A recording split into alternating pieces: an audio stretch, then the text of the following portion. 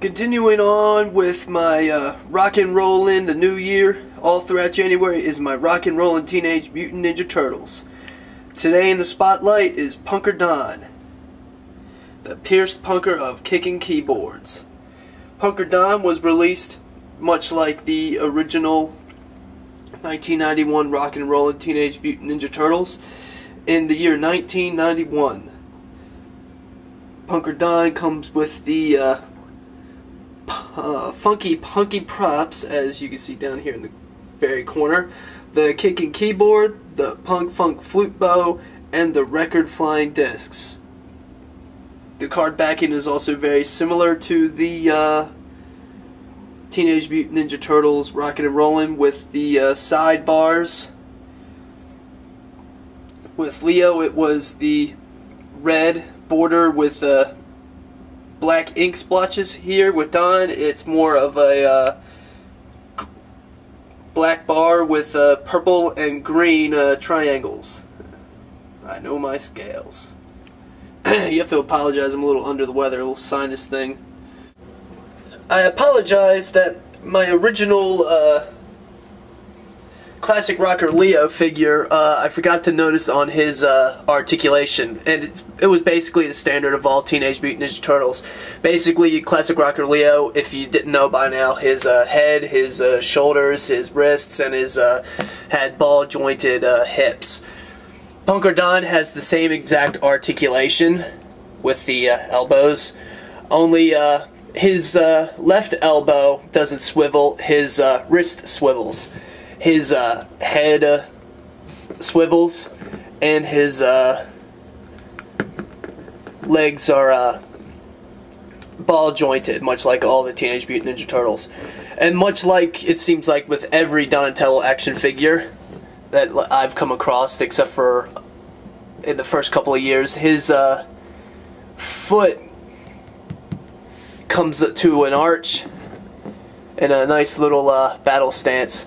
The sculpting on this figure is very impressive for Playmate's toy line. Of course, all the original Ninja Turtles were. He has ripped, what I can only assume is ripped blue jeans, maybe spandex or some sort of ripped pants. Custom made painted green with yellow laced boots.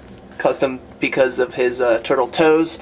He's also got a ripped punk biker leather jacket with chains wrapped around the shoulder, which comes in under his signature elbow pad to a dog collar wrist collar. He's also got a chain with a little happy turtle face right here on his chest. Also, he's got a purple belt with some sort of I forget what these things are called, but you know what I'm talking about. The paint is very, very I wouldn't say it's neatly, because there are some little splotches here and there, but the chains are painted, the belt is painted, this little pink thing is painted, everything is painted. I would say that this is not supposed, that this should be painted, but however, if you look on his card, the T is not painted there, so I'm not counting it. Another thing that it makes Punker Don very unique than the other Teenage Mutant Ninja Turtle action figures is he's got a striking neon orange mohawk. How he grew it, we'll never know, and he's not telling apparently. The little wicked grimace even shows a little pink gum line. Very, very animated face. And the one side of his bandana is actually torn than the other side. He's also got a pierced earring that's not painted. Other than that, it's not really much to gripe out, but I wonder how he got his ear pierced, because I don't think turtles have ears. Another thing about getting back to the hairline, it actually looks like the hair is actually sculpted in like it was actually growing out of his head. So that is pretty cool. And of course, he does come with his little accessories. The standard weapon of choice has been musically altered into a soft PVC plastic flute. So here is his punk funk flute bow, along with the Kickin keyboard. Very, very detailed, very much like what the punk rockers and the electronic rock artists used in the late 70s and the 80s, and possibly even today. I don't know. I don't really follow that genre of music.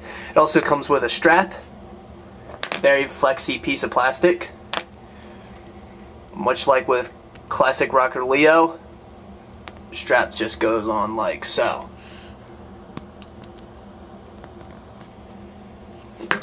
And last but not least, 2 record flying discs sporting Punker Don's 2 famous hits, Like a Turtle and Turtle Twist. Except I think Turtle Twist should be more like an oldie rock record. It doesn't really have a punk signature to it. But other than that, it works just fine.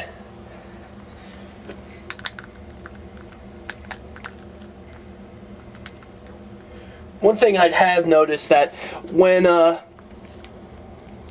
putting Punker Don in his little guitar, his musical stance, it's kind of hard for him to hold on to his musical instrument without actually bending the actual guitar stick, much like with classic rocker Leo. So I can only basically get him to hold it like this, unless I'm really fiddling around with it, but then I'm in risk of damaging the strap. Look, my hand's in the way. Another thing is, with the added weight of the guitar, it's kind of hard to get them to stand. So, once again, let's try to get them to stand. That's as best as I'm going to get them to do it. And there we go, that is Punker Don. Once again, he can also hold on to every single one of his accessories, although except for in his right hand, the left hand is basically only used to sculpt this, if you can get him to actually hold it, that is.